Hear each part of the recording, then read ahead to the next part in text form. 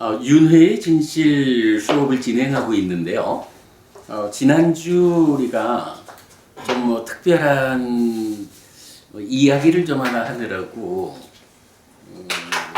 무상고무아라는 존재의 실상과 관련한 주제를 공부를 했어요. 궁극이라고 하는 거 없다라는 것을 교리적으로 확인했던 수업이죠. 사실은 이제 우리 윤법부님이 계시지만은 굉장히 무상고무아 부정이라든가 상락아정이라든가 또 열반의 상태라든가 이런 부분에 대해서 좀 강력한 질문을 그간 하셨어요. 그래서 우리가 그간 공부된 대로 알고 있는 대로 이야기를 했지만 지난주 공부한 연결선상에서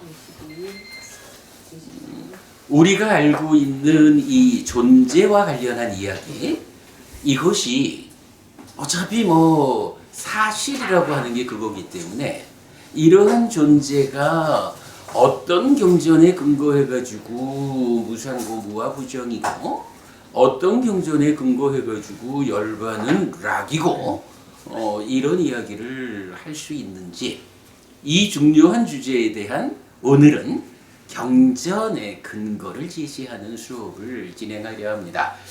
제 생각은 1시간만 하고 두 번째 시간에는 윤회 이야기를 하고 싶은데 준비를 하다 보니까 이 교재가 여러분 나눠드렸죠? 네. 무상고무아와 열반을 설명하는 경전들 했는데 16페이지나 만들어졌어요. 어쩌면 오늘 2시간 수업을 다 이 주제를 공부해야 될지 모르겠는데 어쨌든 우리가 반드시 알아야 되는 주제라는 것 때문에 공부를 좀 하도록 하겠습니다. 자, 첫 번째 정의라고 했어요. 그냥 쉽게 말하면 무상고무아라든가 무상고무아 부정 또는 상락아정이라든가 이런 부분들이 경전에서 어떻게 정의되고 있는가 하는 것을 먼저 알아봐야겠다라는 생각으로 첫 번째 배열을 그래 했습니다. 전도경이라는 게 있어요. 구살로 보니 우리 전도경 얘기 옛날에 참 많이 했었죠. 제가 볼 때 이런 존재에 대한 정의는 전도경이라는 경전이 직접 해주고 있다라고 생각이 들어요. 자, 같이 읽어보겠습니다. 안구따라 니까야 네세 모음의 49번경 윗발라 숫당 전도경입니다. 여기서 전도라는 말은 뭔가요? 뒤집어져 있다 이거죠. 전도몽상 이렇게 말하는 전도된 상태가 있다라고 말해주는 경전이에요. 비구들이요, 이것이 네 가지 상의 전도, 심의 전도, 견해의 전도이다. 무엇이 넷인가? 비구들이요, 무상에 대해서 상이라는 상의 전도, 심의 전도, 견해의 전도. 비구들이요, 고에 대해서 락이라는 상의 전도, 심의 전도, 견해의 전도. 비구들이요, 무아에 대해서 아라는 상의 전도, 심의 전도, 견해의 전도. 비구들이요, 부정에 대해서 정이라는 상의 전도, 심의 전도, 견해의 전도이다. 비구들이요, 이것이 네 가지 상의 전도, 심의 전도, 견해의 전도이다 라고 했어요. 자, 우선 말해주는 게 뭔가요?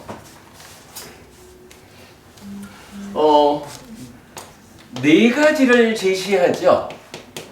우리가 이건 자주 보는 겁니다만은 무상, 고, 무아, 부정이라는 네 가지를 말해요. 근데 이 네 가지에 대해서 어떻다는 거예요? 상이라는 거, 그리고 심이라는 거, 그리고 견해라는 거, 이 세 가지가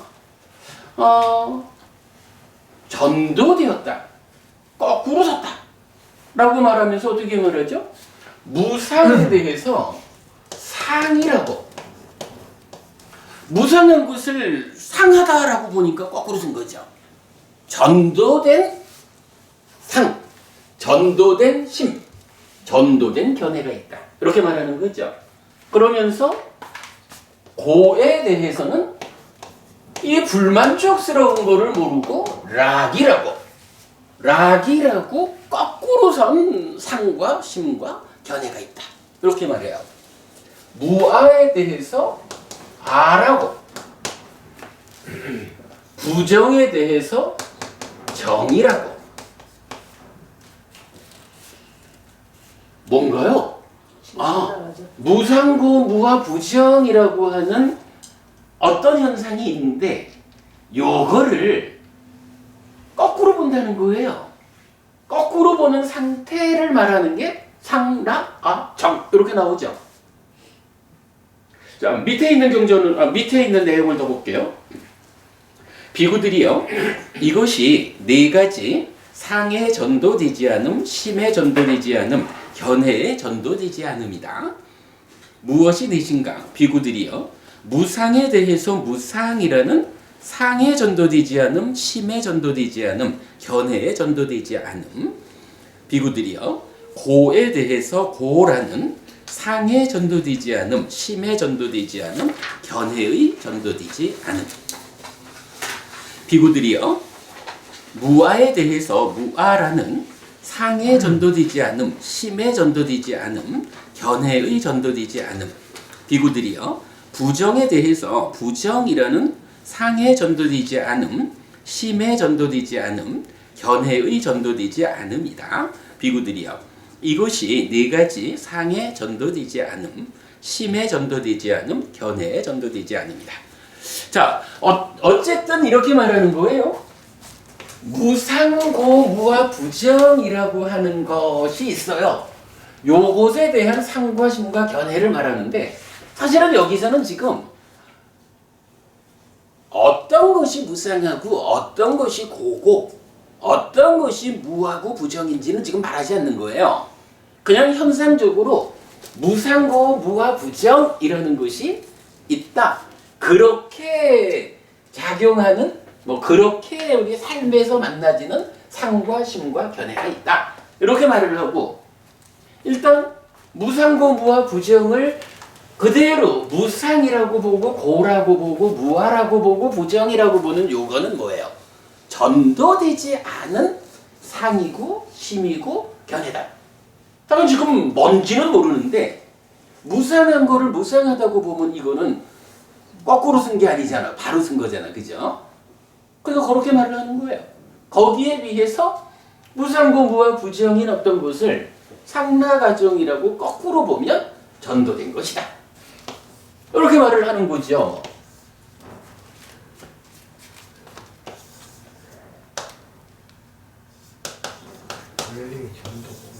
전도되었다. 이렇게 말을 한다고요. 자, 그러면 이 상태에서 어떠한 것에 대한 상과 심과 견해, 요거는 뭔가요? 요것도 우리가 잘 아는 내용이죠. 기본적으로 삶이라는 거를 보면 1차 인식을 통해서 내입처가 외입처를 욕탐의 간섭 가운데 인식을 하죠. 그러면 여기서 식이 새끼쳐져 생기거든요.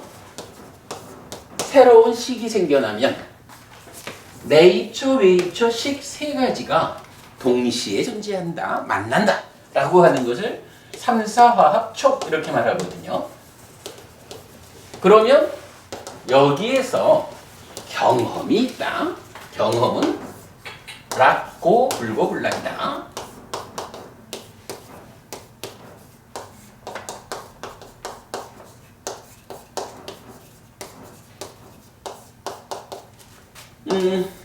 요렇게 내입처가 외입처를 욕탐의 간섭 가운데에 인식했다, 분별해야 한다 라고 하면 외입처에 대한 알을 몸통으로 하는 식이라는 새로운 마음이 생겨나죠. 그러면 동시에 3, 4 화합해서 외입처를 즐겁다고 경험하든가 괴롭다고 경험하든가 불고불락으로 경험을 하게 되죠. 여기까지가 1차 인식이 끝난 거죠.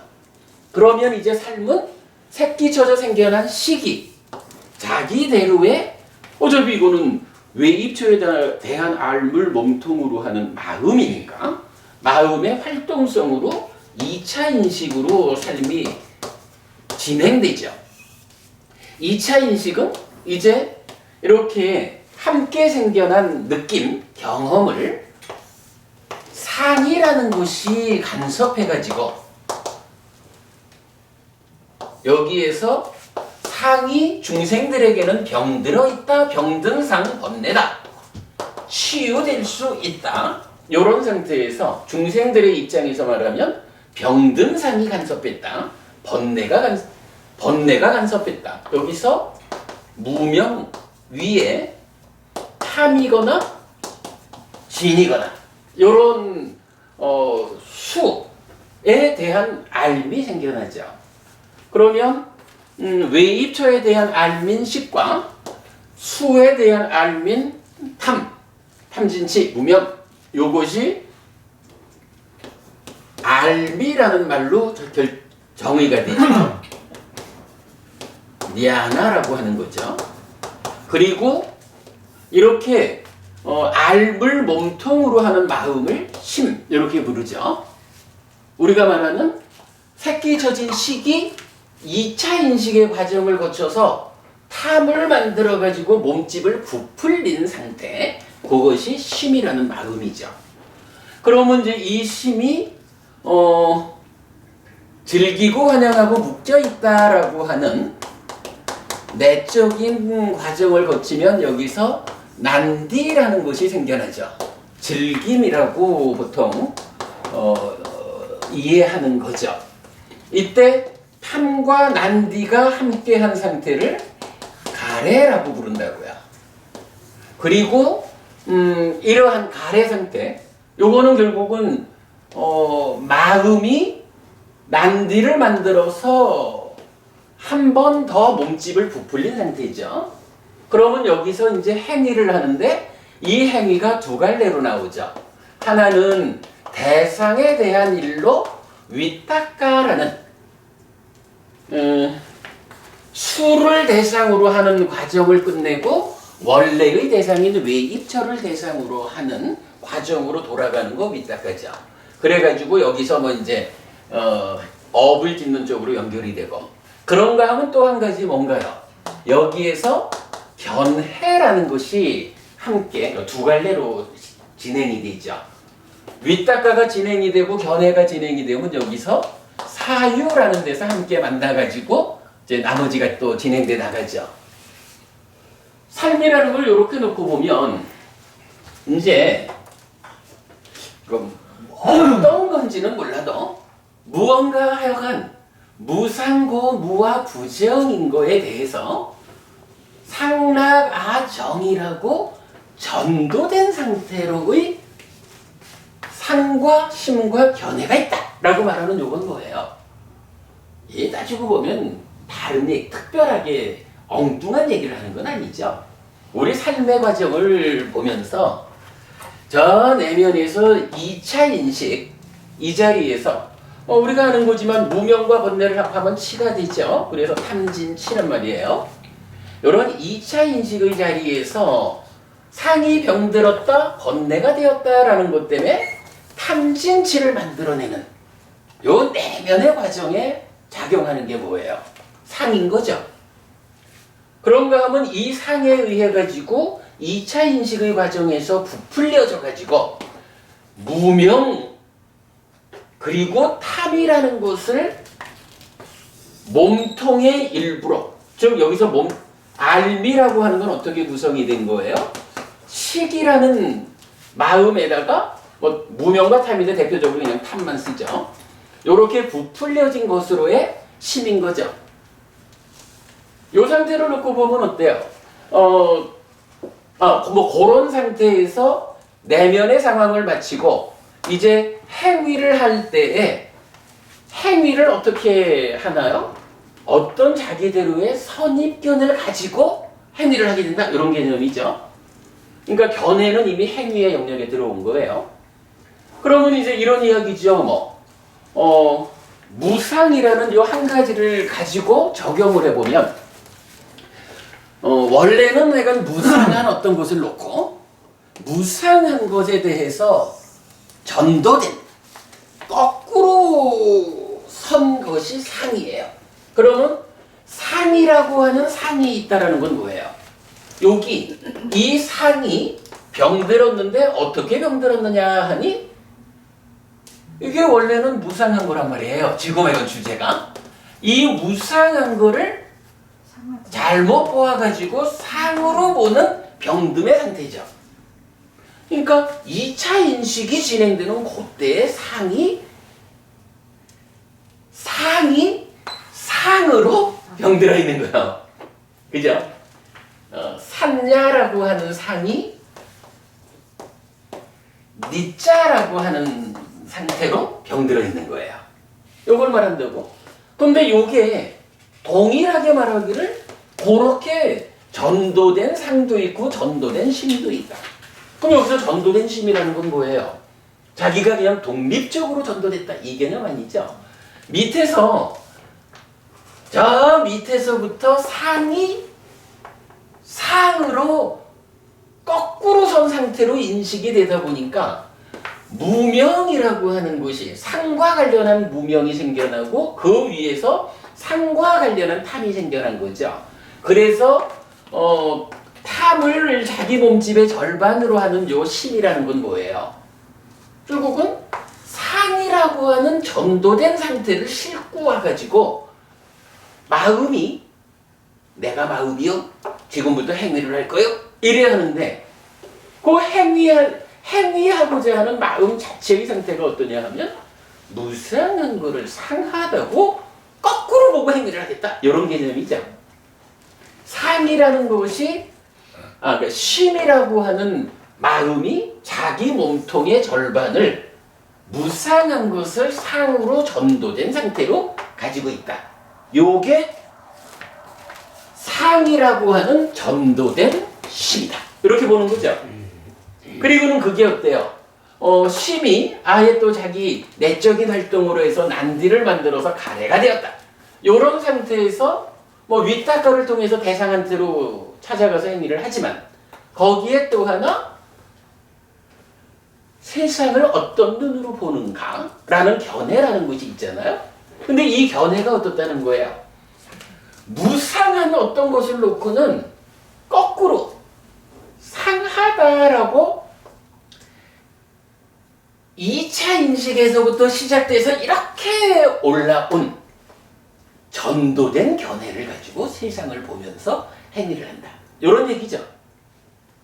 어쨌든 요거 이렇게 보자고요. 전도경이 말하는 거 무상고 무아 부정이라고 하는 어떤 것이 있어요. 그런데 어떤 사람들은 그거를 상나가정이라고 거꾸로 세워가지고 거꾸로 세워진 상태로 2차 인식의 상으로 간섭시키고 그것 때문에 거꾸로 선 상태의 마음을 만들고 그것 때문에 거꾸로 선 상태의 선입견을 가지고 행위를 한다? 세상을 살아간다. 이런 얘기가 되겠죠. 일단은 여러분 그것만 알자고요. 무상고부와 부정이 상나가정이라고 전도된 상태로 있게 되는 경우를 말하면서 그게 우리 삶의 과정의 어느 자리에 위치하느냐라고 하니 상과 심과 견해라고 하는 세 단계에 걸쳐서 이런 전도된 상황을 가지고 있다. 이렇게 말하는 거죠. 요게 근데 사실 요 이야기를 우리가 주목해야 되는 게요. 사실은 우리가 선입견의 문제를 많이 말한다고요. 선입견이 참 무서운 거잖아요. 선입관이라고도 하고요.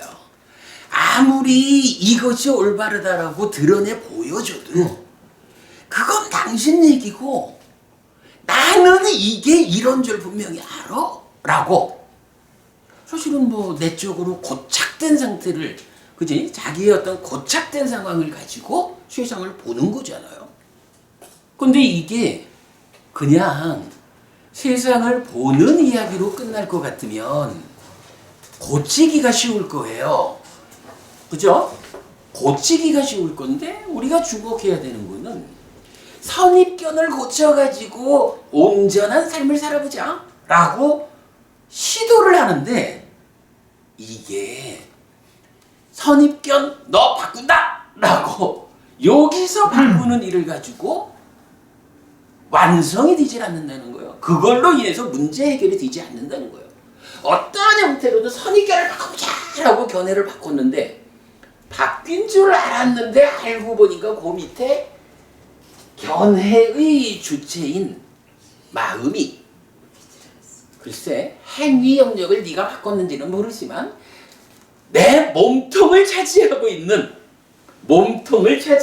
탐이라는 이건 아직 안 바뀌었다.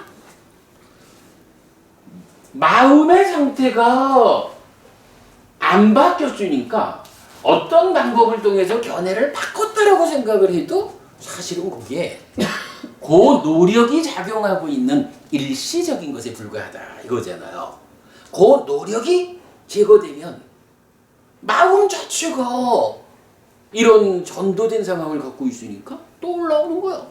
그러면 어떻게 해요? 나는 선입견을 바꿨어. 선입견의 문제를 해결했어 라고 생각했는데 알고 보니까 그게 그때 잠깐 해결한 거지 온전하게 내 삶에서 세상을 바로 보는 시각을 갖춘 게 아니더라 라는 얘기죠. 그래가지고 이제 좀 더 노력을 해보자. 좀 더 노력을 해가지고 마음 자체를 구성하고 있는 요 놈을 바꿔가지고 세상을 올바른 시각으로 보면서 살아가자 라고 하면 노력을 하니까도 성과가 나겠죠. 이거 됐나 보다 라고 하는데 그거 역시 어때요? 사실은 여기서 우리가 삼매라는 개념이 나오는 거죠. 삼매의 힘으로 마음의 상태를 선입된 구성을 해결했다 이래 해도 삼매에서 벗어난 일상의 삶으로 돌아오면 이건 뭐 특정하게 이제 표현하는 거고 어쨌든 해결한 줄 알았는데 그 해결하는 노력이 24시간 노력만 하면서 살 수는 없으니까 그 노력이 딱 놓여지는 순간 어때요? 해결이 된 줄 알았는데 알고 보니까 그 마음보다 더 깊은 곳에서 상이라고 하는 놈이 까불지 마.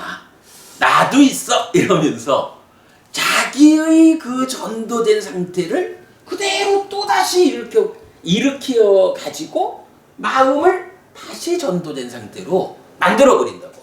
그러니 견해도 다시 전도된 상태로 선입견이 살아난다고. 그럼 어떻게 돼요? 결과적으로는 견해를 바꾸는 노력에 이어서 심을 바꾸는 노력에 이어서 끝내는 저 깊은 곳에 가서 상을 바꾸는 상의 병들물 치유한다. 번뇌를 부순다.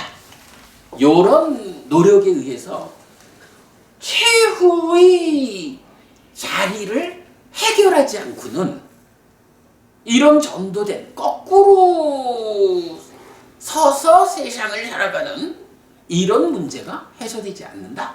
해결되지 않는다. 이 얘기죠. 우리가 정말 주목해 봐야 되는 거 그겁니다. 무상고 무와 부정이라고 하는 어떤 것에 대해서 상나가정이라고 거꾸로 보는 이러한 삶이 한 단계에 걸쳐 있는 게 아니라 표면적으로 행위 영역에 속하는 견해에서 행위의 주체인 마음 자체 또 그 마음을 상이라는 건 뭐예요? 상과 수를 통해서 마음이 생겨나는 과정이죠. 이 마음을 만드는 과정의 문제까지 이렇게 삼중으로 문제가 우리 삶에 쌓여 있다는 거예요. 이 삼중으로 쌓여 있는 문제를 해소하려니까 참 이게 보통 아니다. 그러다 보니까 부처님만 이끄는 이런 문제를 근원적으로 해결해서 보여준 스승이 없다. 오직 부처님만이 이 문제를 풀었다. 이런 이야기를 우리가 할 수 있는 거죠. 자, 어쨌든 첫 번째 경 전도경을 통해서는 이렇게 상라가정이라는 전도된 외국의 상황이 삼중으로 우리 삶에 작용하고 있다라는 거를 알아본 거로 하겠습니다. 자, 그러면 이제 거기에 그 개성이 하나 있으니까 개성도 같이 볼까요? 사견에 상처 입고 혼란한 심 때문에 중생들은 잘못 상한다. 무상에서 상을 상하고 고에서 락을 상하고 무아에서 아를 상하고 부정에서 정을 상한다. 여기서 상이라고 하는 말, 그러니까 상한다라고 하는 말이 보통은 사실은 불교기가 뭐 한국 불교든 세계 불교든 이런 그 메커니즘적으로 2차 인식, 1차 인식 이런 구분을 못하고 있잖아요. 사실 이건 우리가 세계 최초로 삶을 구명해낸 거잖아요. 그러다 보니까 보통들은 이 산이라는 말, 산자죠. 요거의 동사형이 산자나띠라고. 산자나띠. 그리고 인식한다라는 말은 위자나띠죠. 경전에서 위자나띠가 쓰일 수도 있고 산자나띠가 쓰일 수도 있거든요. 그런데 보통은 어때요? 산자나띠라는 요 말을 해석하는데 인식한다라는 말로 해석을 하고 있다고요. 근데 인식한다는 말은 사실은 위자나띠라. 그래서 우리가 1차 인식, 2차 인식, 위자나띠를 쓰잖아요. 산자나띠라고 하는 것은 시기 위자나띠 하는 그때 함께 인식한다 라고 해서 간섭하는 제3자로서의 상해 작용성이라고요. 요거를 좀 어떻게 우리말로 번역하기가 어려워서 우리가 교재 만들 때는 요 산자나띠를 어떻게 번역했나요? 상하다 이렇게 번역하고 있죠. 상하다. 그러니까 뭐 상이 2차 인식에 참여한다. 요 개념을 상하다라고 우리가 번역하고 있어요. 지금 이제 요 개성에서도 무상에서 상을 상하고 라는 거, 요 산자나띠가 번역된 그 이야기입니다. 자, 그 다음에 마라의 포로이고 안온하지 못한 자들이니 중생들은 윤회로 나아가고 생사로 이끌린다. 광명이신 부처님들이 세상에 출현할 때 그들에게 괴로움에 가라앉음으로 이끄는 이 법이 알려진다. 그들의 법을 배워 지혜로워지면 마음은 스스로 그것들을 얻는다. 무상을 무상이라고 보고. 자, 앞에서는 상라가정이라고 거꾸로 상했죠. 그런데 이제 여기서는 법을 배워서 지혜로워지면 이제는 마음이 스스로 그거를 얻는다라고 해서 무상을 무상이라고, 고를 고라고, 무아를 무아라고, 부정을 부정이라고 본다. 정견을 갖추어 이제 여기서는 바른 견해가 되는 거죠.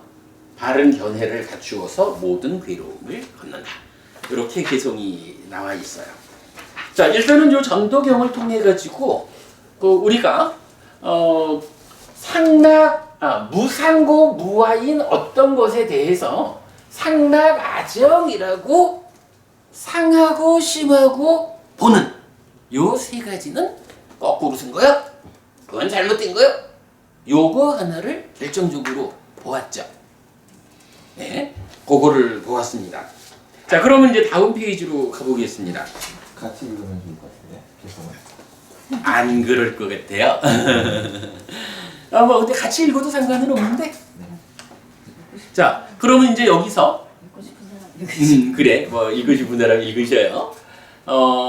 이제 우리가 해야 될 일이 남았죠. 무언지는 몰라도 무상고 무아 부정인 거를 상락아정이라고 상하고 심하고 견해를 갖추면 요거 전도된 거죠. 거꾸로 쓴 거죠. 네. 그러면 이제 알아야 되는 건 뭐죠? 어떤 것이 무상하길래 그거를 상이라고 보면 거꾸로 쓴 걸까요? 무상고 무와 부정이라고 하는 요게 어떤 것이 있을까? 요걸 봐야 되겠죠. 그래야 무상한 거를 상이라고 볼 때 그거 거꾸로 봤어? 틀렸어? 이렇게 말을 하지. 상한 거를 상이라고 보는데 틀렸다 이렇게 말하면 또 안 되잖아요. 그 부분 두 번째 경전입니다.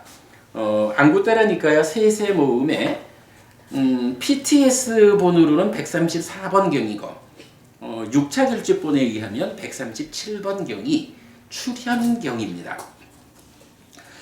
비구들이요 모든 조건적인 것들은 무상하다. 이거 재행무상이죠. 이라는 것은 열애들께서 출현하던 출현하지 않던 존재하는 요소이며 법으로 서 있는 것이고 법으로 확정된 것이다. 열애는 이것을 깨달았고 실현하였다.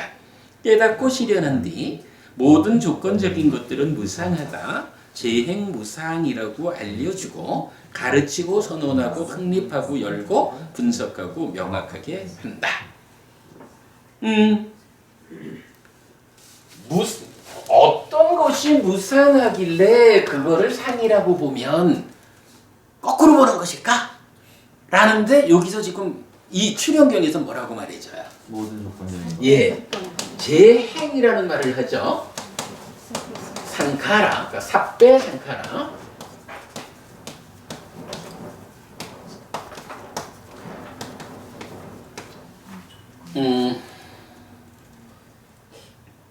삽배 상카라 아니짜라고 해서 모든 상카라, 모든 조건적인 거는 무상하다. 그런데 요거를 상이라고 보면 거꾸로 본 거다. 이렇게 이제 답을 주고 있는 거예요. 그리고 여기에서 이 표현 우리가 알아야 되죠. 열애들께서 출현하던 출현하지 않던 그러하다. 법으로 서 있는 것이다. 법으로 확정된 것이다. 그러한 요소다. 라고 하는 요거 뭐죠? 우리가 늘 말하는 거지만 그냥 세상의 삼법인 세상의 이치고 원리라. 이거는 부처님이 딱 출현해가지고 무상해라 이래가지고 무상해지는 게 아닌 거예요. 그냥 세상에 존재하는 것은 뭐 여기서 지금 재행이라고 했으니까 상카라 조건적인 것들은 무상하다라는 이것이 부처님이 깨달음을 실현하든 안 하든 세상 이치가 그렇다라는 거예요. 우리가 굉장히 강조하는 거지만 바로 이 경, 출현경에서 이 답을 주고 있어요. 주목해야 됩니다. 그러니까 삼법인이라는 것의 의미가 그냥 재행은 무상하다 이렇게 알아야 되는 게 아니라 부처님이 출현하든 안 하든 세상에 존재하는 이치가 원리가 우리 삶에 적용되는 원리가 무엇이냐라고 하니 조건적인 것들은 모두 무상한 것이다. 부처님이 만든 것이 아니라 원래 그런 거를 아무도 모르고 있던 시절에 부처님이 처음으로 그 사실을 찾아서 알아냈다. 그래서 우리한테 가르쳐 주셨다. 이렇게 보는 거죠. 요 개념 절대 놓치면 안 됩니다. 두 번째 문단으로 가보죠. 비구들이요 모든 조건적인 것들은 고다. 이제 재행계고 그렇게 나오죠. 자, 재행이라고 하는 거 삽배상카라 모든 조건적인 이것에 대해서 첫 번째는 무상하다 이랬는데 이제 두 번째로는 그게 고다 불만족스러운 것이다 이렇게 말하죠. 이러는 것은 열애들께서 출현하던 출현하지 않던 존재하는 요소이며 법으로 서 있는 것이고 법으로 확정된 것이다. 열애는 이것을 깨달았고 실현하였다. 깨닫고 실현한 뒤 모든 조건적인 것들은 고다, 재행계고 라고 알려주고 가르치고 선언하고 확립하고 열고 분석하고 명확하게 한다. 이렇게 말했어요. 여기서 이제 우리가 이거를 재행계고 이렇게 쓰는데 그 한역에서는 어떻게 쓰나요? 일체계고라고 쓰죠, 산법인. 근데 일체라는 말은 사실은 모든 것이잖아요. 일체계고라고 쓰면 부처님 가르침하고 틀린 거예요. 부처님께서는 분명히 일체, 모든 것이라고 말하지 않고 조건적인 것, 그죠? 삽배상카라, 제 행이 고다 이렇게 말하고 있거든요. 그 분명히 우리가 알아야 되고요. 자, 그런가 하면 이제 세 번째로 가보죠. 비구들이요, 모든 있는 것들은 무아다, 제법 무아이라는 것은 열애들께서 출현하든 출현하지 않던 존재하는 요소이며 법으로 서 있는 것이고 법으로 확정된 것이다. 열애는 이것을 깨달았고 실현하였다.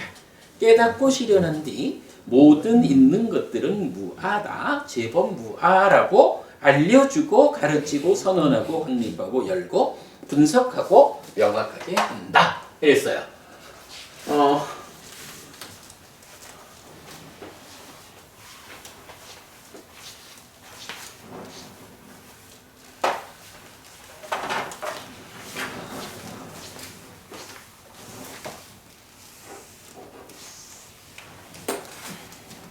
자, 앞에 무상하다라는 거하고 고라는 것은 재행, 삽배상카라라는 말을 썼거든요.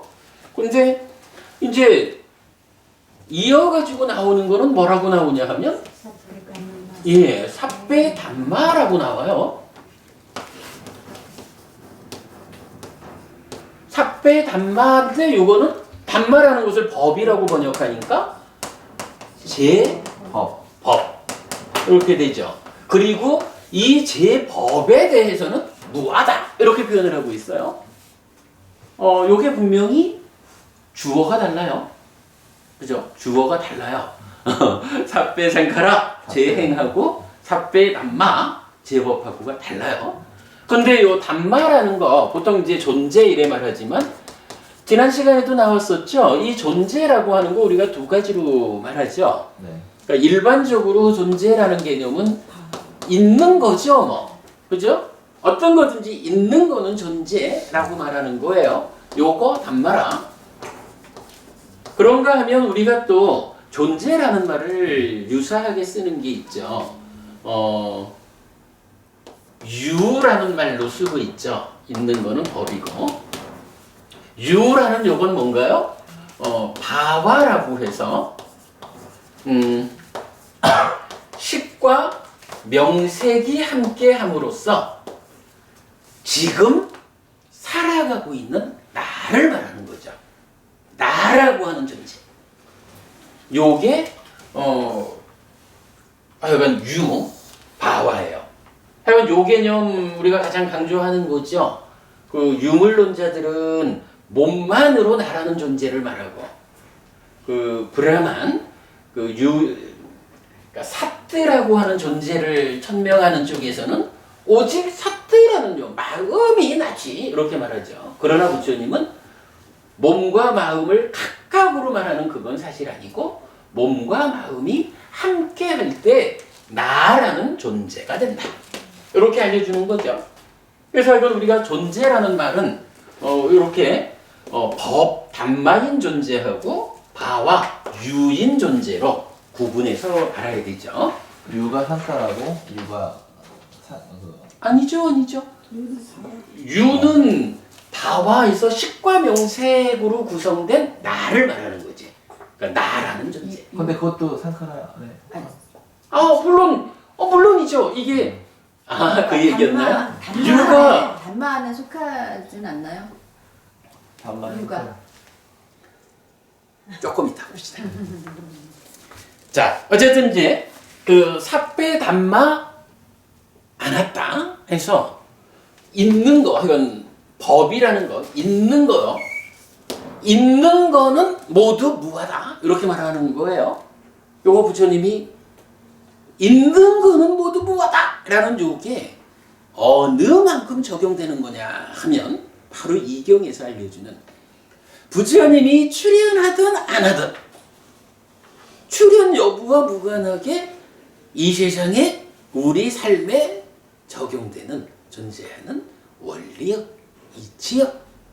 모든 법이 무하다라고 하는 거, 있다라고 하면 어떤 것이든지 무하여라고 알려주는 이거는 불교 안에서 이게 부정이 된다라고 하면 부처님 깨달음이 부정되는 거죠.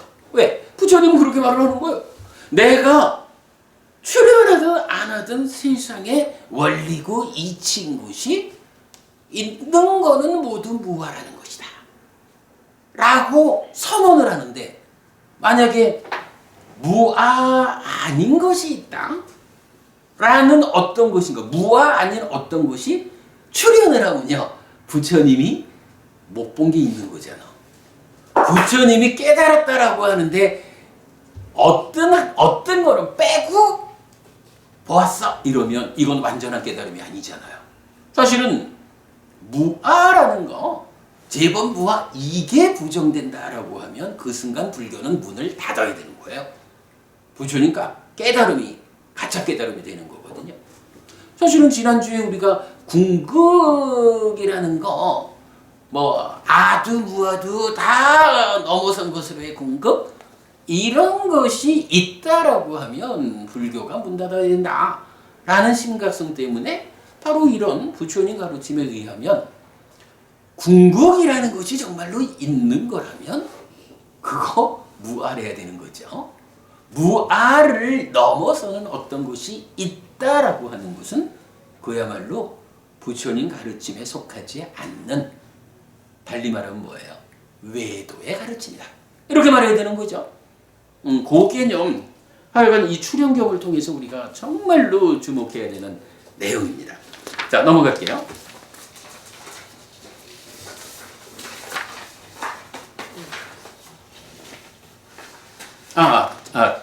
지금 넘어갈 게 아니네. 자, 그러면 이제 넘어가기 전에 요걸 좀 보고 갑시다. 무상고 무아 부정이라고 하는 요거 하나를 놓고 그게 어떤 건지는 몰라도 요런 거를 상라가정이라고 보면 그거는 거꾸로 보는 거다. 상심견해의 삼중으로 이렇게 말씀을 하셨는데, 이제 출현경을 통해서는 어떻게 된 거죠? 요 부정과 정이라는 부분은 일단은 좀 배제하고, 그죠? 배제하고 무상고 무아라고 하는 요 주제를 놓고 어떤 것이 무상고 무할까? 이렇게 이제 그 구체적으로 대상을 알려주고 있는 거죠. 자, 이럴 때 어떻게 나와요? 법이라고 하는 거, 즉 있는 것은 어떠한 것이든지 무아해요. 그런데 무언가 좀 애매하지만 상카라, 행이라고 부르는 거, 요거는 있는 모든 게 아니라 조건적인 거란 말이에요. 근데 이 조건적인 거는 무상이고 고예요. 그러면 요때 어떻게 봐야 되나? 그러면 행, 조건적인 거는 무아가 아닌가요? 무하죠. 무아죠. 요거 좀 전에 질문하신 그 내용이죠. 네. 법이라고 하는 것이 있는 거예요.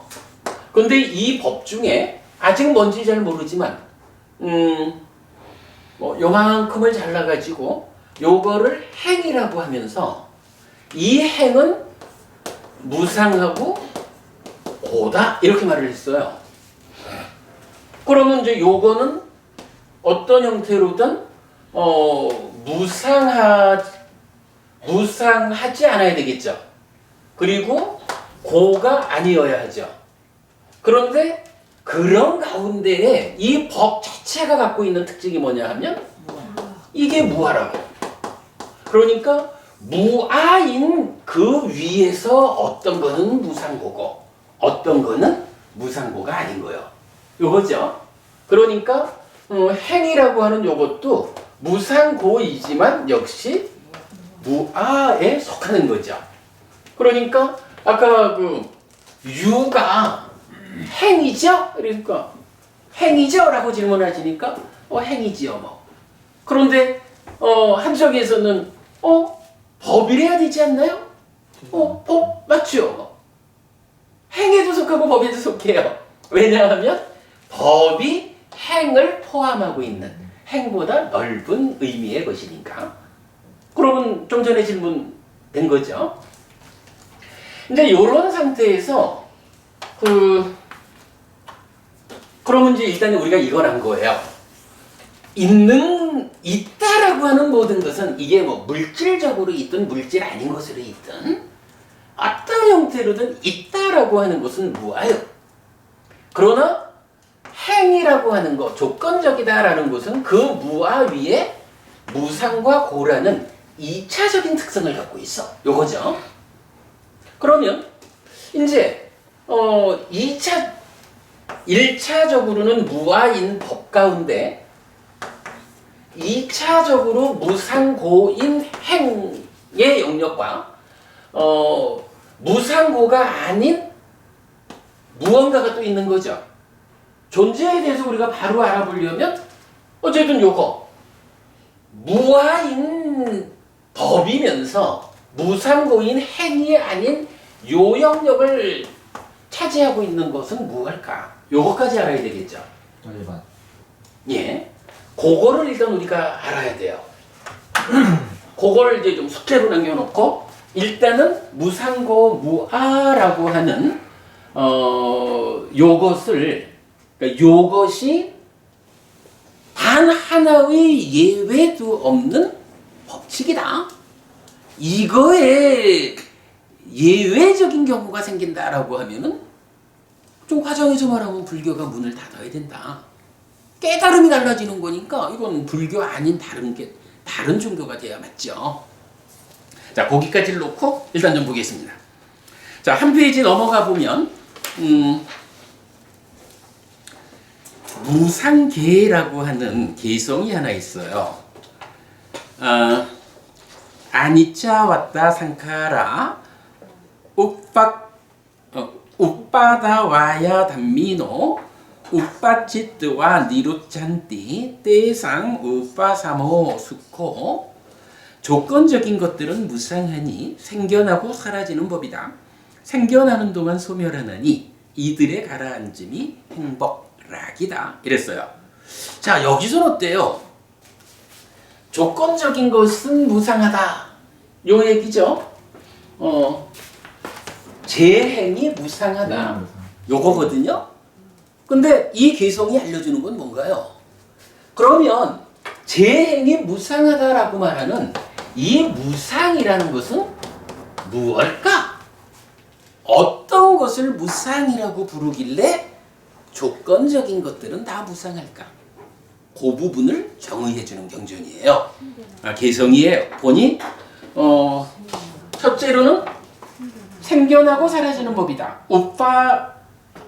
그러니까 우빠다라는 것이 생겨나다는 말이고 와야가 사라지다, 소멸하다 이런 말이에요. 그래서 무상하다는 것은 기본적으로 생겨나고 사라지는 것.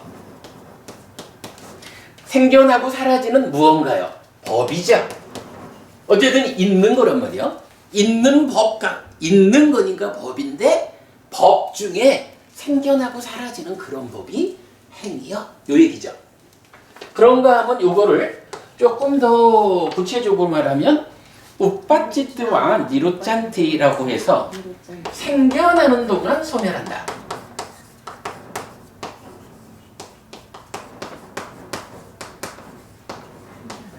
이렇게 말을 해요. 여기서 이제 우빠찌뜨와라는 단어가 쓰여요.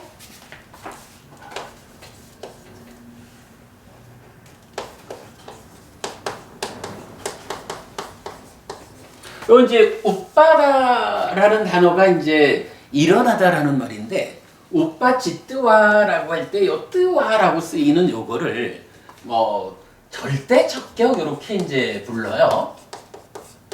근데 이 절대적격이 두 가지로 의미를 가져요. 그러니까 어떠한 이후에 그러니까 요거는 시간적으로 선후 관계가 있는 거죠. 그런가 하면 뭐뭐 하는 동안에, 그러니까 요거는 선후 관계의 문제가 아니라 어떤 상황이 쭉 지속될 때, 그 지속되는 그 동안에 이런 의미거든요. 그래서 요 두 가지로 쓰는데, 뭐 어떤 곳에서는 이 개성을 생겨난 이후에 소멸한다, 이렇게 첫 번째 경우로 번역하는 데도 있어요. 근데 이제 우리는 그게 맞을까라고 봤어요. 사실은 무상하다라는 이거, 조건적이다라는 말이 가지는, 포함하고 있는 내용이 뭔가요? 어떤 하나의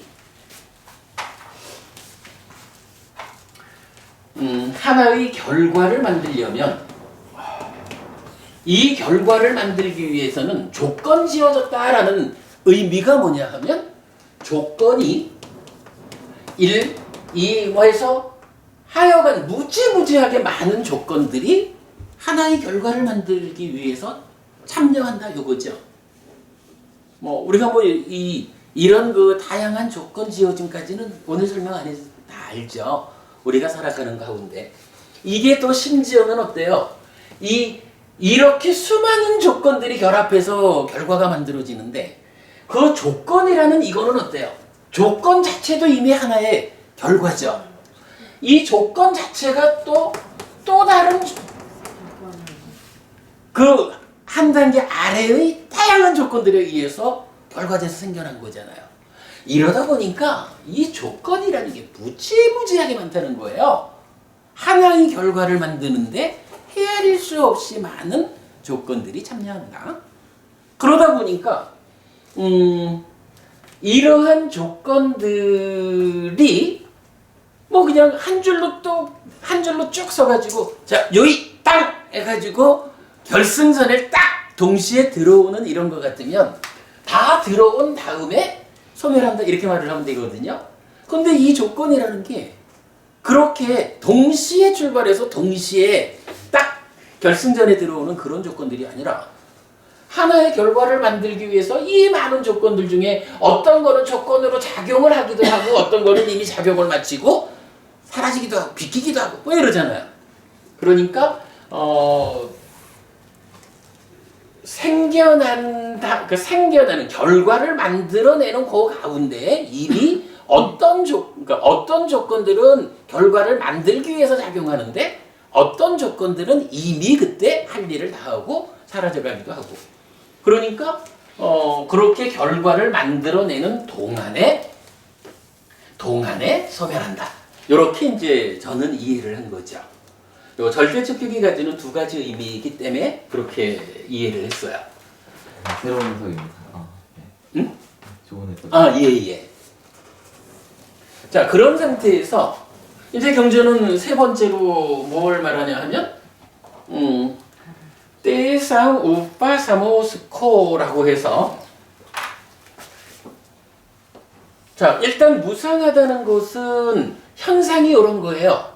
기본적으로 존재이기 때문에, 있는 거기 때문에, 있는 것 중에 생겨나고 사라지는 요렇게 있는 거를 무상하다 하고, 그것은 생겨나는 동안에 소멸한다라고 하는 상세한 특징을 말할 수 있는데, 근데 이제 요것이 그 다음에 중요한 개념 하나가, 재행은 무상하면서 동시에 고잖아요. 이 고라고 하는 이유가 왜 나오죠? 조건이 너무 많은 거예요. 사실은 불만족이란 말이죠. 이런 불만족이 생겨나는 이유가 뭐냐 하면, 불만족스럽다는 결과가 생겨나는 거예요. 왜 불만족스러운 결과가 생겨날까?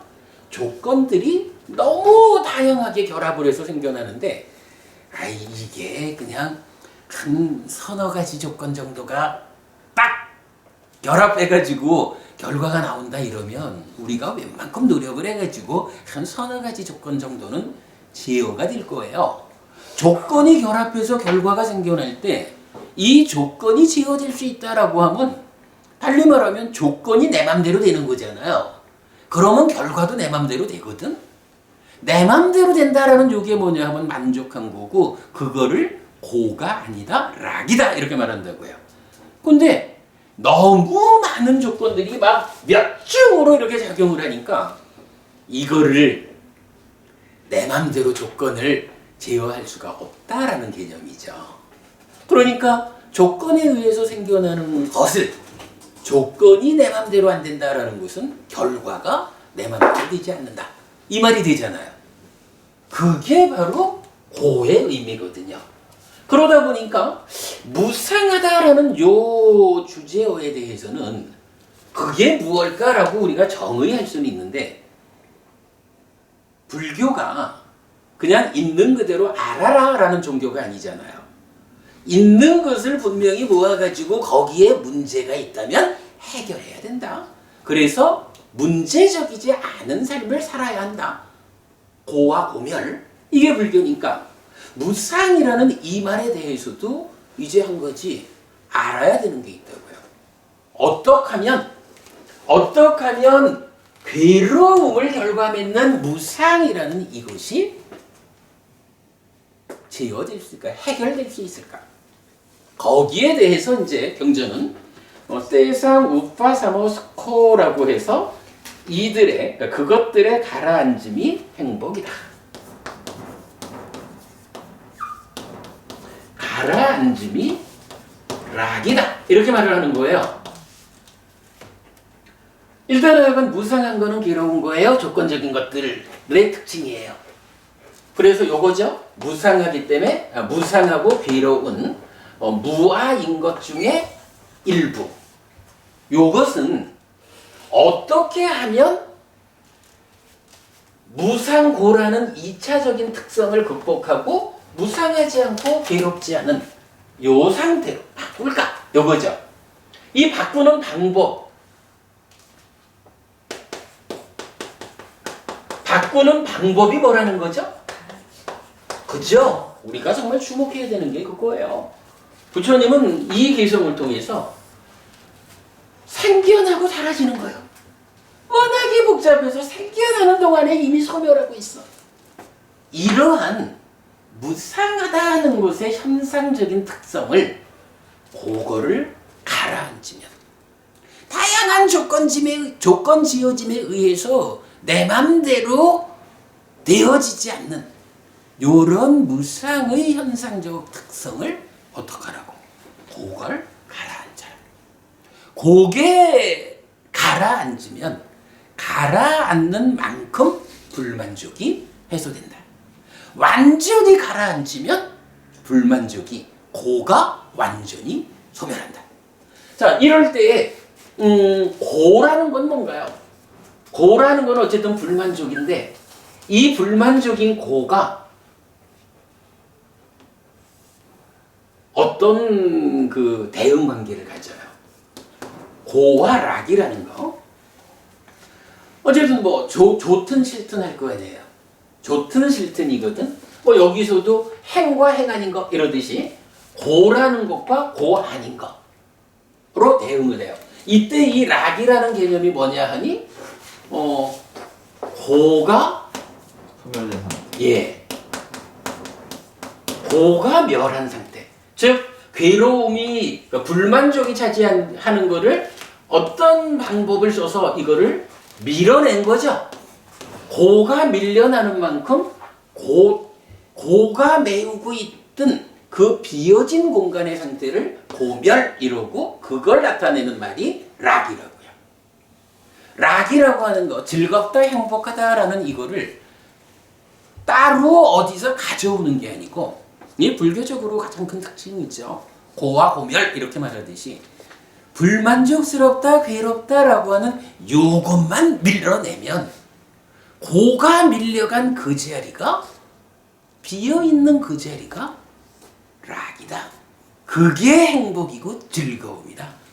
그게 얼마만큼 고를 밀어내느냐에 따라서 단계적으로 즐거움의 상태, 행복의 상태가 올라간다. 부처님 이렇게 말해주는 거잖아요. 불고불락도 있지 않나요? 그 얘기는요. 네. 아니 지난주 그러니까 지지난주 저기 부산에 그 수요일 9차 재정 법회 시간을 통해서 많은 경험과 관련해서 이 느낌에 대한 이야기를 한 3주인가 4주 걸려가지고 종합적으로 법회를 했어요. 거기에서 보면 불고불락이라는 느낌도 있어요. 거기에 분명히 고를 밀어내고 락이 된 이 상태에서 락조차도 밀려나가면 불고불락 이래 되는데 단계적인 락의 영역에 포함되는 거예요. 그래서 완전히 핵살에서 열반을 실현한 그 상태까지도 완전히 불고불락을 넘어선 그 상태까지도 어쨌든 그것도 다 락이요 라고 부처님 말하거든요. 그러니까 세분하면 락과 불고불락을 구분해서 말해야 되지만 포괄적으로 단계적으로 즐거움의 상태가 향상되어 가지고 해탈된 상태, 열반이 실현된 그 상태까지도 락으로 표시를 하는 거예요. 자, 어쨌든 이렇게 이제 네. 그 생겨나고 사라지는 법이다 했잖아요. 네. 그럼 생겨나고 사라지는 게 뭐죠? 어떤 조건들이 결합해서 결과가 생겨나는 데 생겨나고 사라지는 법이라 하는 거는 우리 마음속에 있는 번뇌가 생겨나고 사라지는 걸 얘기하는 모든 것. 모든 이거는 이렇게 봐야죠. 아까 말씀드린 건데 일단 법이라고 하는 거, 자, 생겨나고 사라지는 법인데 법은 무엇냐 하면 이치. 있는 거야, 있는 거. 잠깐만, 있는 건데 이 있는 거가 어떻게 구성되느냐 하면 있는 거가 표현하자면 생겨나고 사라지는, 달리 말하면 무상한 거죠. 네. 생겨나고 사라지는 것이 있다는 거예요. 생겨나고 사라지는 요거를 부를 때 무상이라고 불러. 그런데 생겨나고 사라지는 요거를 밀어내가지고 그것으로부터 벗어난 어떤 것도 있다. 그러면 요 생겨나고 사라지는 무상한 것을 무상한 데서 벗어난 어떤 거, 요 벗어난 어떤 거를 빼고 나면 조건적이라고 불리는 모든 것은 생겨나고 사라지는 거거든요. 그럴 때 있는 거라는 것은 이게 사실 우리가 놓치기 쉬워요. 있다라는 것은 어떻게 있느냐 하면 물질로 있거나 물질 아닌 것으로 있다고. 그러겠죠? 지금 법원님 말씀하신 나의 내면의 번뇌라든가 이런 모든 것들을 어디 속해요? 물질 아닌 것에 속하는 거예요. 거기에 속하는 그 우리 마음속에서 생겨나는 그거를 다 포함한 거죠. 물질 아닌 것은 여기서 물질로 보면은 물질이 가라앉음이 행복이다라고 볼 수는 없지 않나요? 그러니까 물질 아닌 걸로 그 얘기는 조금 있다가. 예, 그 얘기는 조금 있다가. 자, 어쨌든 이렇게 약간 있는 것이 이런 거예요. 그래서 무상한 것은 고다라고 하는데 고의 상대 개념으로 락이 있다. 이 락이라는 것은 고가 밀려나간, 고가 멸한 비어있는 상태, 그거를 락이라고 한다. 이런 개념 이해를 하면 이제 경전은 무상하다라는 요것이 괴로움의 문제가 있기 때문에 어떻게 그 괴로움을 해소할 것이냐라는 종교로서의 사명, 목적 이 부분을 제시를 해주는 거라고요. 그때 고가 멸한 것, 고가 멸한 상태는 어떤 상태냐 하니까 락이죠. 그런데 이 락을 중요한 거는 저기 가면 행복해 이게 중요한 게 아니라 행복한 그 자리에 어떻게 갔지? 이게 중요하잖아.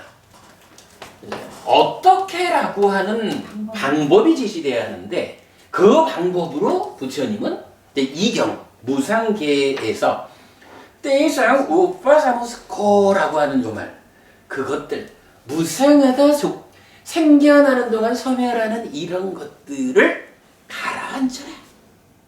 가라앉히면 가라앉는 만큼 흔들리기 때문에 생겨나는 괴로움이 가라앉는 만큼 소멸한다. 이거 완전하게 가라앉으면 완전하게 행복해진다. 완전하게 가라앉은 그 상태를 유지시켜주면 완전하게 가라앉는, 아까도 우리가 봤지만 완전하게 가라앉는다라는 이 상황은 어찌 보면 견해만큼 힘만큼 이렇게도 순간적으로는 그죠? 대표적으로 약간 산매에 들어가지고 이렇게 완전히 가라앉은 상태가 성취가 된다고요. 그런데 사람이 24시간 산매에 들어가지고만 산다라고 하면 그거는 사실은 존재로서의 삶의 의미가 없죠. 그러니까 산매 아닌 상태에서도 가라앉은 이런 상태가 되려니까 결국은 상의 문제를 해소해가지고 이런 가라앉음의 상태를 유지해준다, 지속해준다 이런 개념이 나오는 거잖아요. 그런 상태가 결국은 가라앉히는데 얼마만큼 가라앉힐까요? 완전하게 가라앉혀서 완전한 행복을 만들었다면 그 완전한 가라앉힘의 상태를 어떻게 또한 유지시켜서 완전한 행복의 상태가 지속되게 할까요? 여기까지가 다 연결된 개념이죠. 자, 어쨌든 그래 이제 경에서는 요 얘기를 해주는 거예요. 무상하다라는 그것을 이제 요 공간이죠. 무상하다라는 이 2차적인 영역의 공간, 그러니까 있는 거 가운데 무상한 거, 요 무상한 거에 속하지 않는 요 영역, 속하지 않는 요 영역을 어떻게 갈까라고 하니까 가라앉힘을 통해서 간다. 그러면 가라앉은 그 상태는 무상하지 않다. 그리고 괴롭지 않다. 이 괴롭지 않은 상태를 뭐라고 하느냐? 락이라고 한다. 괴롭지 않은 상태는 일단 락이죠. 그리고 무상하지 않다라는 것은 가라앉은 상태다. 이렇게 말하는 거죠. 그리고 이제 존재라는 것을 말할 때, 자, 있는 게 법이잖아요. 있는 게 법인데, 법 가운데 대부분은 어떠냐 하면 행인 거요. 조건 지어진 거요. 그런데 이제 이어서 나오겠지만 바로 이렇게 행의 특성을 넘어선 가라앉음에 의해서 락이 완전하게 실현된 그 상태가, 근데 사실 이거는 많을 수는 없어요. 이 상태가 뭐냐 하면 불교가 실현하고자 하는 그 자리잖아요. 그죠? 일체의 괴로움의 문제를 해소한 괴로움이 완전히 해소된 그 자리가 만약에 2개 있고 3개 있고 그러면 어디로 가야 돼? 부처님이 여러 개의 그 완성점 가운데 어디를 가신 분이요? 여기 곤란하잖아요. 불교에는 어쨌든 이런 문제가 완전히 해소된 조건적인 것의 영역을 넘어서 가지고 있기는 있는데 어떤 형태로든 생겨나서 있기는 있는데 무상한 것의 특성을 넘어선 요거는 한 가지밖에 없다 하는 거죠. 그 한 가지를 뭐라고 하니? 열반 이렇게 말하는 거죠. 그래가지고 이제 존재한다라는 것은 조건적인 것으로의 행과 조건적인 것을 가라앉힘에 의해서 넘어선, 그죠? 가라앉음에 의해서 넘어선 열반. 행의 그러니까 행이 가지는 2차적인 특성을 넘어서 가지고 1차적인 무아라는 특성 위에는 있지만 행이 가지는 무상고를 넘어서서 가라앉았습니다. 그래서 행복합니다. 라고 부르는 열반 2가지 법이 있다. 이렇게 말하는 거죠. 자, 무상계송을 통해 가지고 무상하다는 게 뭔지, 그리고 이게 참 정말 주목해야 됩니다. 수행이라는 것이 여기에서부터 출발한다라고 말해도 되는 거예요. 이런 무상한 것이 가지는 문제를 어떻게 해소하고 완전한 행복을 실현할까요? 부처님은 가라앉혀라. 이렇게 말하는 거죠. 우파사마. 자, 여기까지 하고 조금 쉬었다가 좀 더 하겠습니다. 이게 뭐 2시간짜리가 아니라 다음 주까지 가야 될지도 모르겠다. 어쨌든 조금만 쉬었다가 다시 하겠습니다. 그래도 무상계속 요거 통해 가지고 무상한 것을 가라앉히는 방법으로 무상의 문제를 해소하는 방법이 가라앉음이다. 가라앉히는 거다. 요거 보는 것은 중요하죠. 그래서 이제 살아가면서도 그렇지 뭐. 살아가면서도 사람이 늘 가라앉지 않았다라는 게 뭐예요? 늘 흥분 상태고 조금만 뭐 하면 한방 후려치고 뭐 이런 그 들떠 있는 상태는 삶의 문제를 만들잖아. 그걸 얼마나 잘 가라앉혀서 차분한 평화로운 사람이 되느냐. 이게 이제 일상의 문제에서도 이 개념이 적용되는 거죠. 자, 공부를 좀 더 합시다.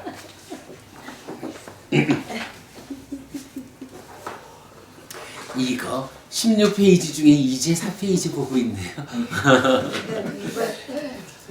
자, 어쨌든 경전세계를 통해 가지고 가장 중요한 개념은 이제 본 것 같아요. 특히 여러분 마지막에 본 무상계송을 통해 가지고 그 가라앉음을 통해서 괴로운 그 무상의 상태를 소멸하고 락의 상태를 만드는, 그래서 열반이 정의되는 이 부분은 아주 중요하죠. 자, 4페이지 무상계송 아래에 보면 유위경이라고 있어요.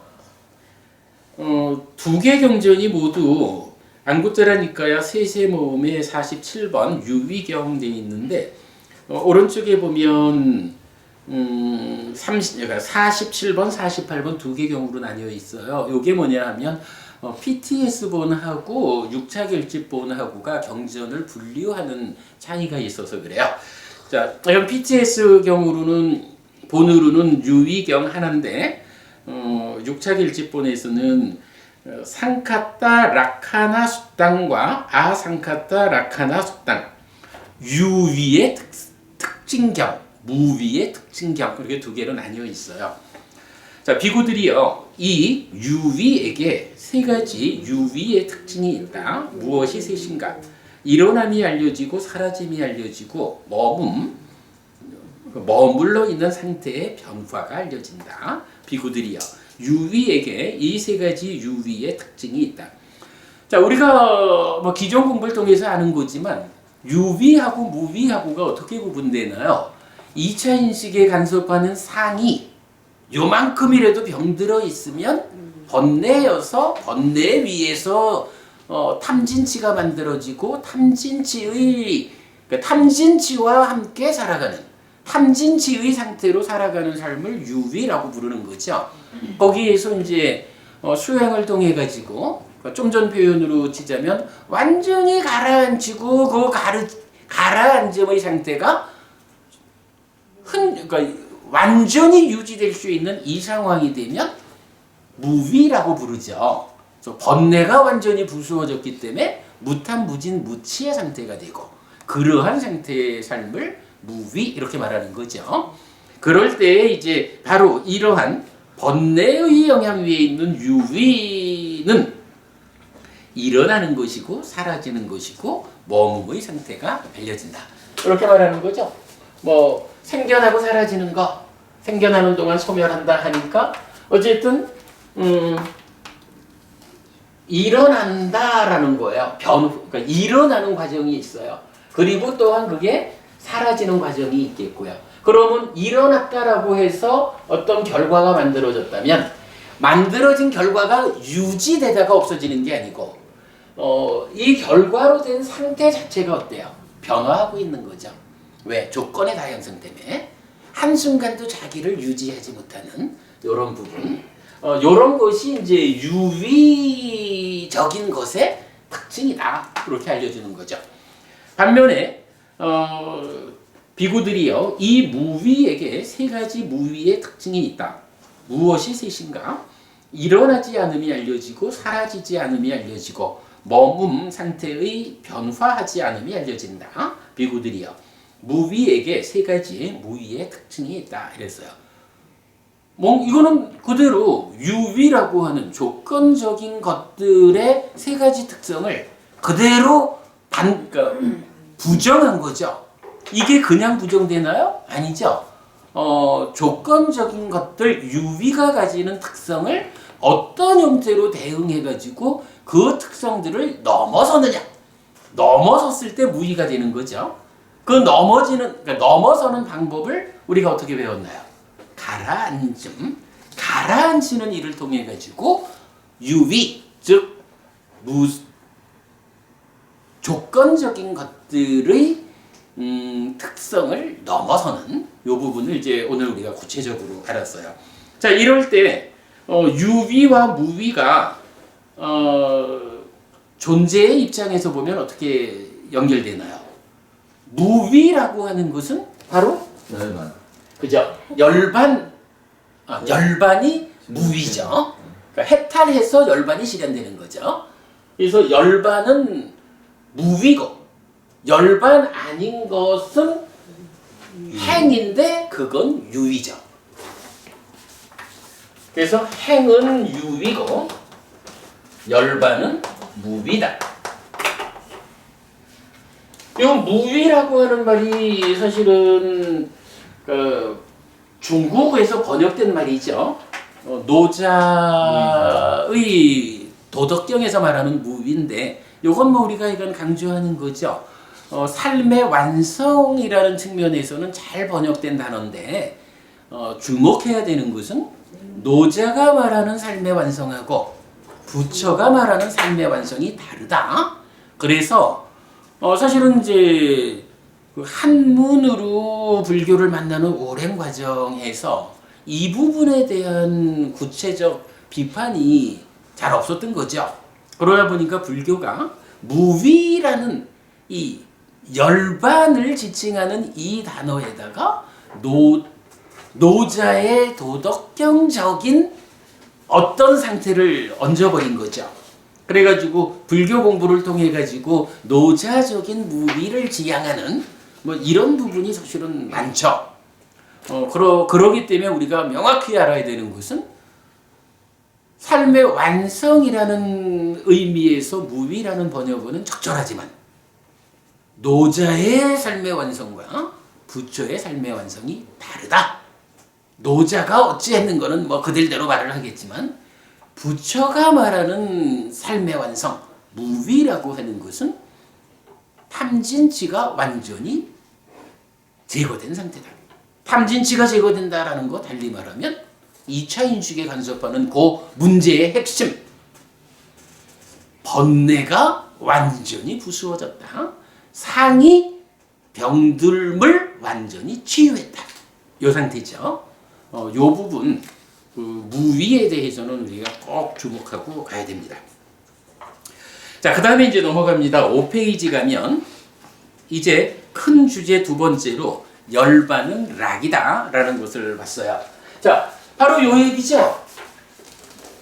있는 거, 즉 법이라는 있는 거 모두는 무하고 그 위에 2차적으로 조건적인 것은 행이라고 하는데 무상고의 특성을 가지고 행의 특성을 넘어선 어떤 거가 하나 있다. 무상을 가라앉힘으로써 고를 락으로 바꾼 요거 열반이다. 이렇게 우리가 알고 있는 거죠. 자, 그 부분과 관련해서 좀 참고되는 경전 보겠습니다. 열반경입니다. 안구따라니까야 아홉의 모음의 34번째 경이에요. 한때 사리푸타 존재는 라자가하에서 대나무 숲의 다람쥐 보호구역에 머물렀다. 거기서 사리푸타 존재는 비구들을 불러서 말했다. 도반들이여, 열반은 행복입니다. 락입니다. 도반들이여, 열반은 행복입니다. 이렇게 말하자 우다히 존자가 사리푸타 존자에게 이렇게 말했다. 도반사리부터요. 여기서 경험되는 것이 없는데 어떻게 행복이라 합니까? 경험되는 거라고 말하면 이게 이제 우리가 삶의 메커니즘에서 말하는 수잖아요. 그리고 이게 일반적으로 삶의 메커니즘은 중생들의 삶을 설명하는 번뇌의 영향 위에서 설명되고 있는 거예요. 12연기가 그렇잖아요. 그래서 일반적으로 말하는 수, 느낌, 경험 요거는 중생들의 영역인 거예요.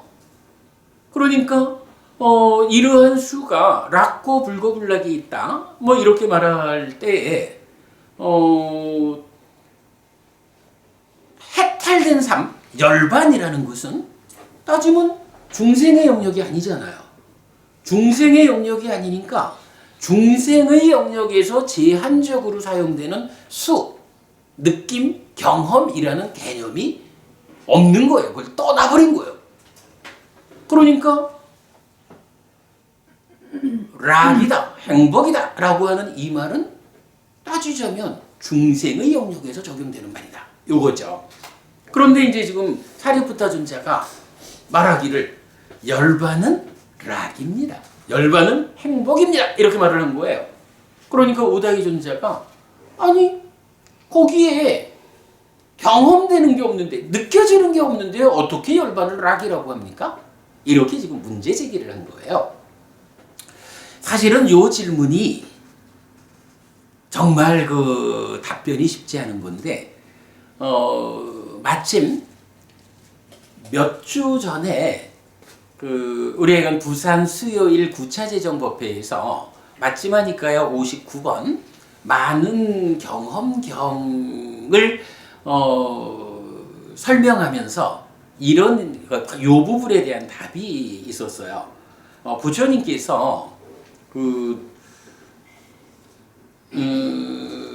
9차 재정법회니까 이제 이렇게 전개가 되는 거예요.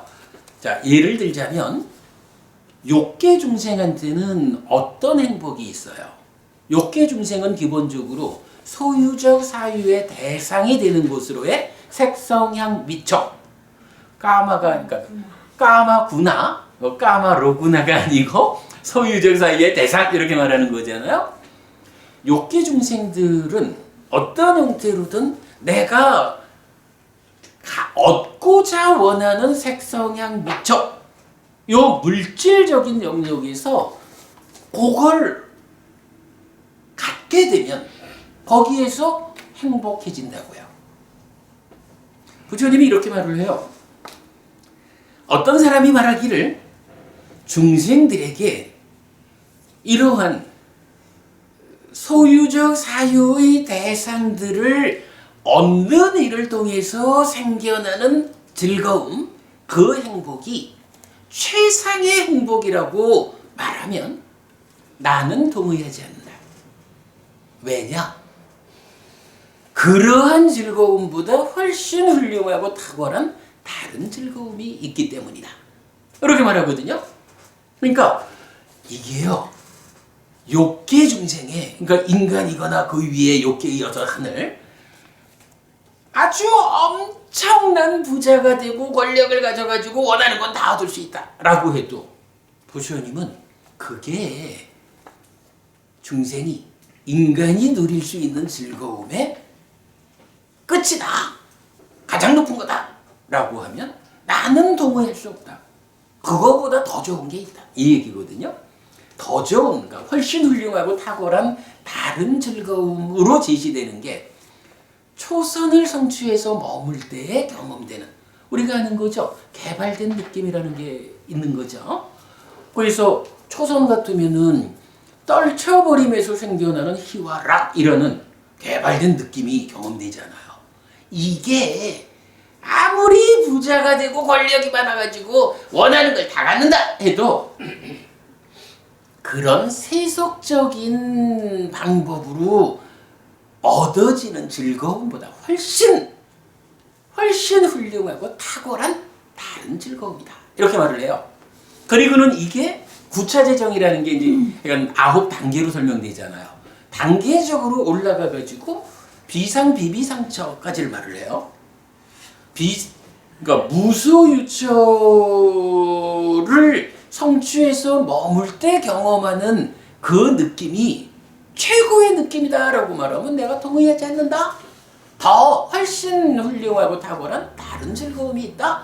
비상비비상초를 성취해서 머물 때 경험하는 느낌이다. 근데 이게 여기서 끝나질 않는 거예요. 그런데 누가 말하기를 비상비비상초를 성취해서 머물 때의 그 즐거움이 중생들이 경험할 수 있는 최고의 느낌이다 라고 말하면 나는 동의하지 않는다. 왜냐하면 그보다 훨씬 훌륭하고 탁월한 다른 즐거움이 있는데 그게 뭐냐? 상수멸을 성취해서 머물 때 경험하는 느낌이다. 이렇게 말을 해요. 근데 상수멸이 뭐예요? 상과 수가 멸한 거잖아. 어쨌든 여기서 구체적으로 보면 수, 경험, 느낌 이게 없는 거잖아요. 외도가 그러니까 이교도가 부처님한테 문제 제기를 탁 하는 거예요. 부처님, 그거 당신 말이 좀 잘못된 거 아닙니까? 아니 상수멸이라고 하면 상이라는 것도 멸한 상태고 수라고 하는 것도 이미 멸한 상태잖아요. 멸한 그 상태를 가지고 아니 이게 느낌이라는 거 경험이라는 이게 소멸해서 없는 상태가 상수멸인데 어떻게 그 상태를 훨씬 훌륭하고 탁월한 다른 즐거움이라고 어떻게 말하든 이 즐거움이라고 하면 이거는 느낌이고 경험이잖아요. 경험이 소멸했다라고 말해지는 그거하고 그 상태가 훨씬 더 좋은 행복의 상태다 라고 말하는 거는 논리가 안 맞죠. 부처님이 딱 그렇게 대답을 하셔요. 어디에 있든지 간에 행복은 다 행복이다. 여기서 어디라고 하는 말이 뭐냐 하면 자 기본적으로 이제 그 고와 고멸 이야기를 했죠. 락이라는 거 이 행복이 얼마만큼의 고를 제거하느냐에 따라서 단계적으로 락이 올라가는 거잖아요. 그런데 이 락의 상태가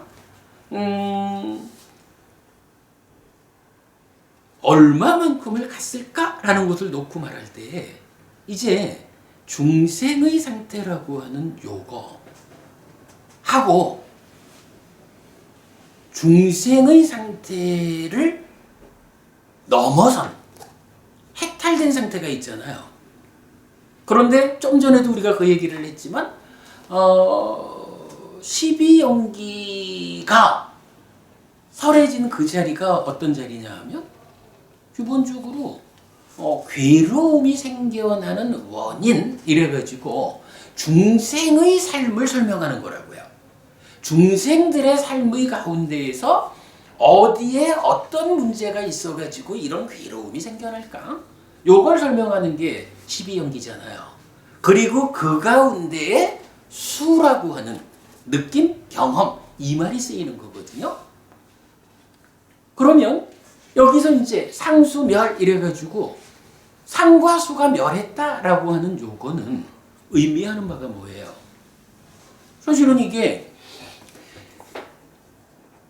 중생의 영역을 넘어섰다. 예를 들어서 아라한을 성취했다.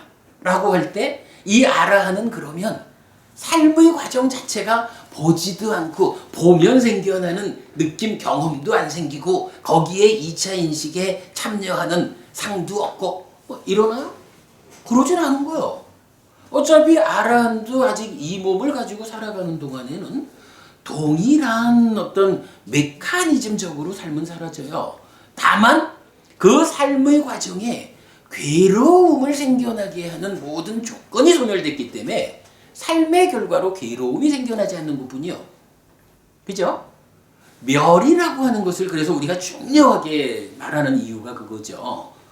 불교 안에서 멸이라는 것의 대표적인 의미가 뭐 이런 게 없어졌어 이 개념보다는 멸, 번뇌를 부숨으로써 무명이 버려지고 명이 생겨나는 요 2차 인식 깊은 영역에서 일어나는 번뇌를 완전히 부수었기 때문에 무명이 완전히 버려지고 명이 생겨난 요런 것을 부르는 말이 멸이라고요.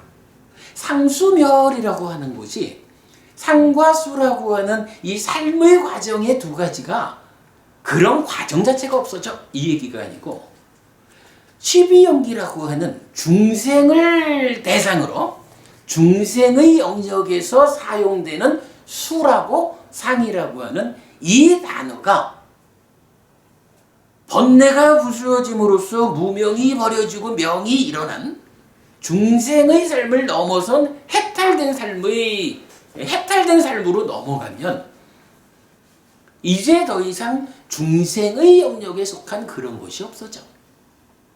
그래가지고 상수멸 번뇌를 부숨으로써 무명이 버려지고 명이 생겨난 그런 해탈된 삶의 자리에는 12연기에서 설명되는 이런 수라고 하는 중생의 영역에서 경험되는 이런 느낌, 이런 것은 없다라고 말하는 거지. 아예 사는 가운데에 알아하는 아무런 경험도 없어? 이런 얘기를 하는 건 아니거든요. 자, 그래서 이제 그 많은 경험경에서 부처님 그 얘기를 하는 거예요. 이교도가 말하기를 아니 상수멸이라고 하는데 어떻게 거기가 비상비비상처를 성취해서 머물 때의 그 행복보다 더 좋은 행복이라고 말합니까? 틀렸잖아요. 이래 문제 제기를 할 때 부처님이 어떤 느낌이든 어디에 속하는 느낌이든 즐거움은 즐거움이다. 다 즐거움이다. 달리 말하면 중생의 영역, 유의적인 영역에서 생겨나는 즐거움도 즐거움이야. 그러나 이제 수행을 통해 가지고 바로 앞에서 봤지만 유의, 무의 나오잖아요. 삶을 완성했어. 유의의 영역에서 벗어났어. 해탈을 실현했어. 이러되면 그 해탈된 자리에는 번뇌의 영향을 더 이상 받지 않는 또 다른 느낌이라고 표현하기 애매한 그런 것이 경험이 되는 거예요. 그래서 요거를 뭐라고 하나요? 우리가 보통 말하기를 해탈락이라는 말을 하잖아요. 해탈된 상태에는 중생의 영역을 넘어선 행복이 있어요. 열반락이라는 말을 쓰잖아요. 열반이 실현되면 조건적인 상태를 극복한 그 상태에서 느껴지는 행복이 있는 거예요. 부처님은 그 얘기를 해주는 거거든요.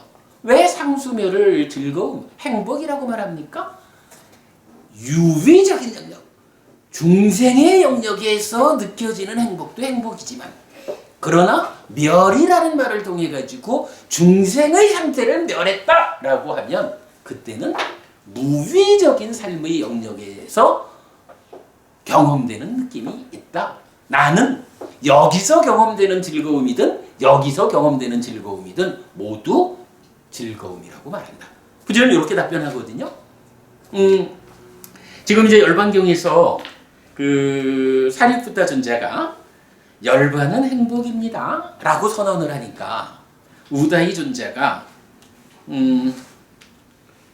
여기서 경험되는 것이 없는데 어떻게 행복이라 합니까? 요 얘기 뭐예요? 그 이교도가 질문한 거하고 동일한 얘기죠. 네. 12연기가 느낌, 경험을 말할 때 이게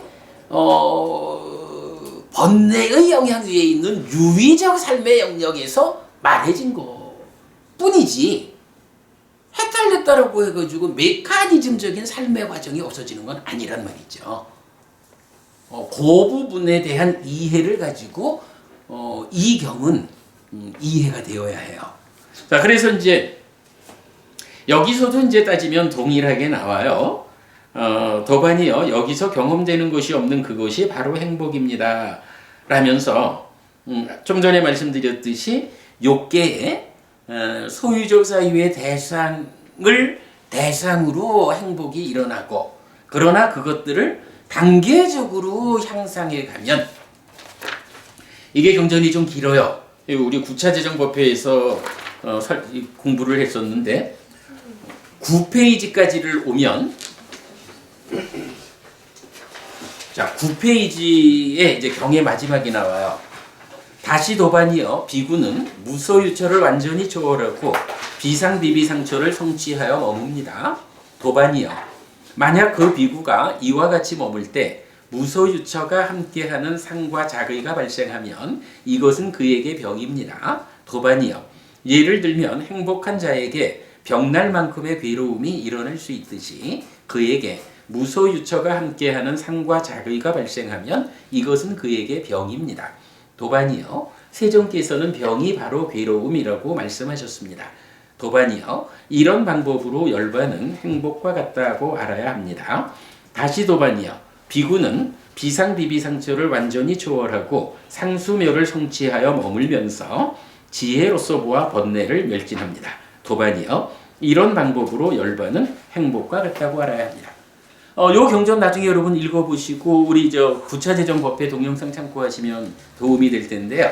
이게 하여간 수행을 통해서 초선, 제2선, 제3선, 제4선 해가지고 상수멸까지 올라가면서 각각 내가 지금 제3선을 성취해서 머문다 라고 할 때 제3선의 상태의 특징이 있잖아요.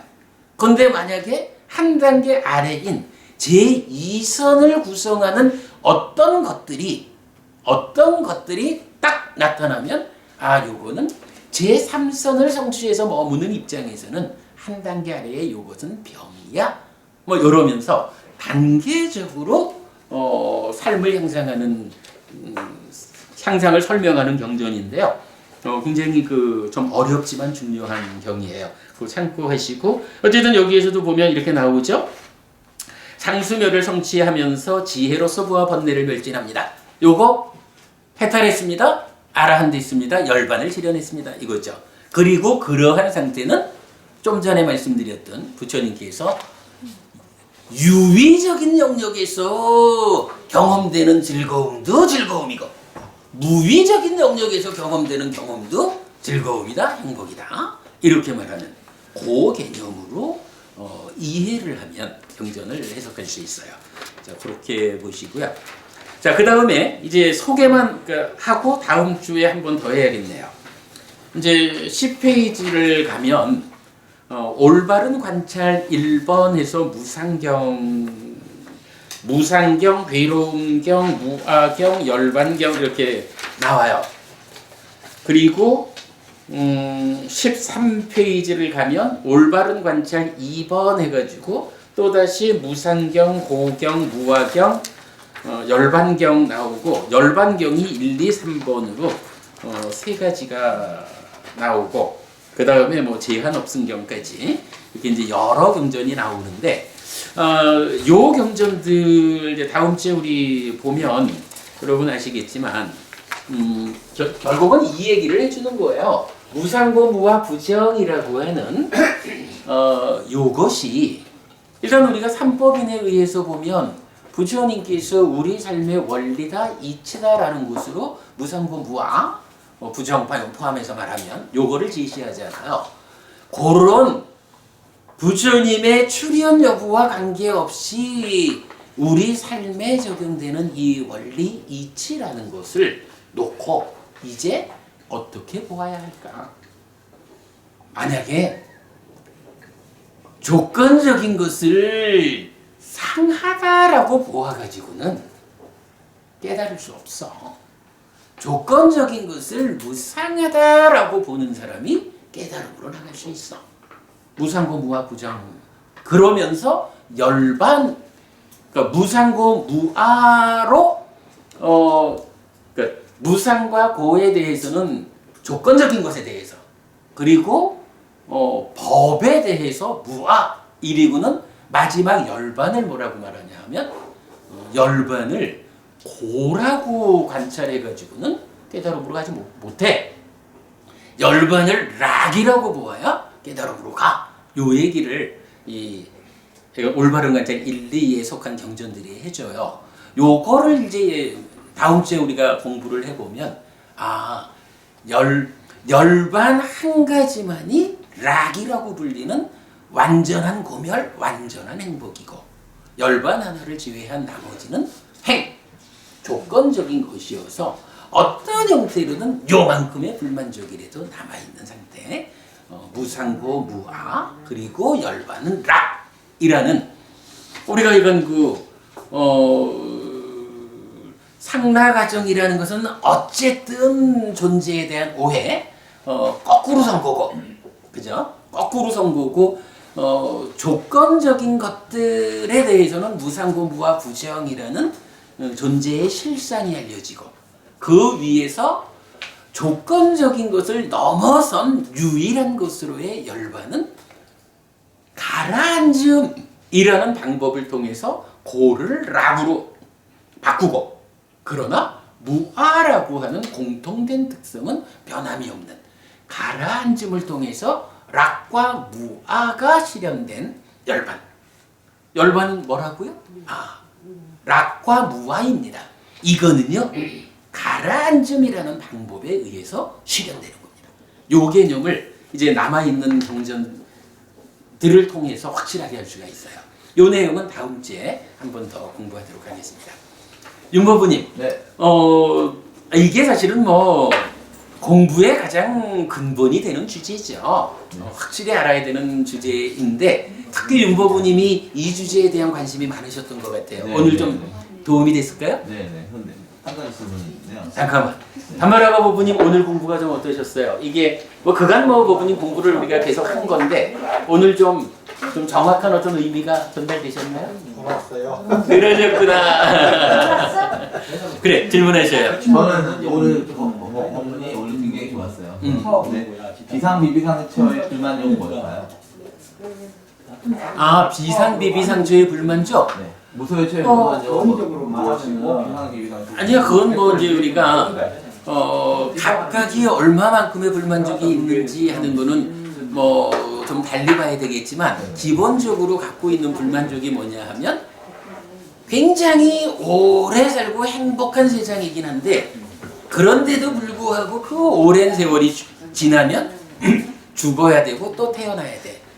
마지막 남아있는 불만족이 생노사라는 윤회하는 중생의 영역에 있다라는 거예요.